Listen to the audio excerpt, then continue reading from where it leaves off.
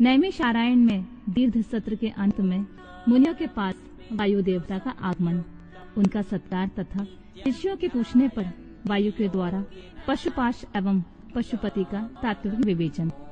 सूत जी कहते हैं, मुनीश्वरों, उस समय उत्तम व्रत का पालन करने वाले उन महाभाग महर्षियों ने उस देश में महादेव जी की आराधना करते हुए एक महान यज्ञ का आयोजन किया। वह यज्ञ जब आरंभ हुआ तब महर्षियों को सर्वथा आश्चर्यजनक जान पड़ा। तदनंतर समय बीतने पर जब प्रचुर दक्षिणाओं से युक्त वह यज्ञ समाप्त हुआ तब ब्रह्मा जी की आज्ञा से वायुदेव स्वयं वहां पधारे।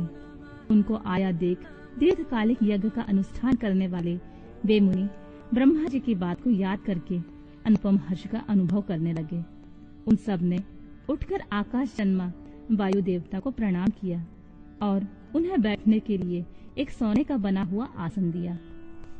वायु देवता उस आसन पर बैठे। मुनियों ने उनकी विधिवत पूजा की। तदनंतर उन सब का अभिनंदन करके वे कुशल मंगल पूछने लगे। वायु देवता बोले, ब्राह्मणों, इस महान यज्ञ का अनुष्ठान पूर्ण होने तक तुम सब लोग सकुशल रहे ना? यज्ञहंता देवद्रोही दैत्यों ने तुम्हें कोई बाधा तो नहीं पहुंचाई? तुम्हें कोई प्रायश्चित तो नहीं करना पड़ा? तुम्हारे यज्ञ में कोई दोष तो नहीं आया? क्या तुम लोगों ने स्त्रोत और शस्त्र ग्रहों द्वारा देवताओं का, पितृकर्मों का, पितरों का भली भांति पूजन करके यज्ञ विधि का अनुष्ठान भली भांति संपन्न किया? इस महायज्ञ की समाप्ति हो जाने पर अब आप लोग क्या करना चाहते हैं? मुनियों ने कहा, प्रभु, हमारे कल्याण की वृद्धि के लिए जब आप स्वयं यहाँ आ गए हैं, जब अब हमारा सब प्रकार से कुशल मंगल ही है तथा हमारी तपस्या भी उत्तम होगी, अब पहले का वृत्तांत सुनिए। हमारा हृदय अज्ञान अंधकार से आक्रांत हो गया था। तब हमने विज्ञान की प्राप्ति के लिए पूर्व काल में प्रजापति की उपासना की। शरणागत वत्सल प्रजापति ने हम शरणागतों पर कृपा करके इस प्रकार कहा, ब्राह्मणों, रुद्रदेव सबसे श्रेष्ठ हैं, वही परम कारण हैं। उन्हें तर्क से नहीं जाना जा सकता। भक्तिमान पुरुष ही उनके स्वरूप को ठीक ठाक देखता और समझता है। भक्ति भी उनकी कृपा से ही मिलती है और उस कृपा से ही परमानंद की प्राप्ति होती है। अतः उनकी कृपा प्रसाद को प्राप्त करने के लिए तुम लोग नैमिषारण्य में यज्ञ का आयोजन करो। दीर्घ काल तक चलने वाले उस यज्ञ के द्वारा परम कारण रुद्रदेव की आराधना करो। यज्ञ के अंत में उन रुद्रदेव की कृपा प्रसाद से वायु देवता वहां पधारेंगे। उनके मुख से वहां तुम्हें ज्ञान लाभ प्राप्त होगा और उससे कल्याण की प्राप्ति होगी। महाभाग, ऐसा आदेश देकर परमेश्वरी ने हम सबको यहाँ भेजा।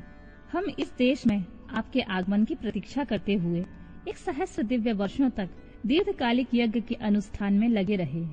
अतः इस समय आपके आगमन के सिवा हमारे लिए कोई दूसरी प्रार्थनीय वस्तु नहीं है। दीर्घ काल से यज्ञ अनुष्ठान में लगे हुए उन महर्षियों का यह पुरातन वृतांत सुनकर वायु देवता मन ही मन प्रसन्न हो मुनियों से घिरे हुए वहां बैठे रहे। फिर उन सबके पूछने पर उनके भक्ति भाव की वृद्धि के लिए उन्होंने भगवान शंकर की सृष्टि आदि ऐश्वर्य को संक्षेप से बताया। नैमिषारण्य के ऋषियों ने पूछा, देव, आपने ईश्वर विषय ज्ञान कैसे प्राप्त किया तथा आप अव्यक्ता जन्मा ब्रह्मा जी के शिष्य किस प्रकार हुए? वायु देवता बोले, महर्षियों, 19वें कल्प का नाम श्वेत लोहित कल्प समझना चाहिए।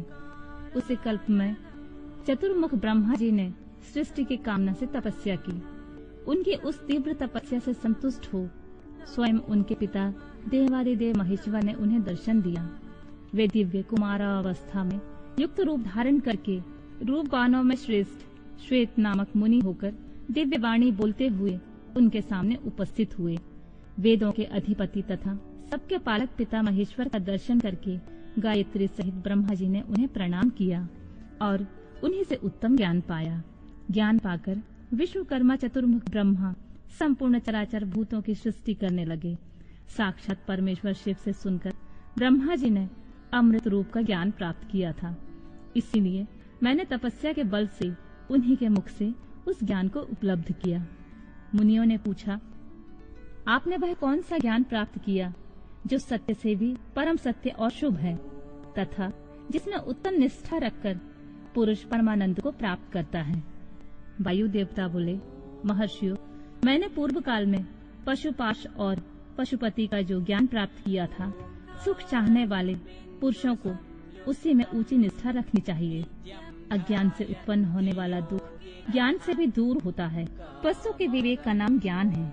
वस्तु के 3 भेद बताए गए हैं, जड़, प्रकृति, चेतन जीव और उन दोनों का नियंता परमेश्वर। इन तीनों को क्रम से पाश, पशु और पशुपति कहते हैं।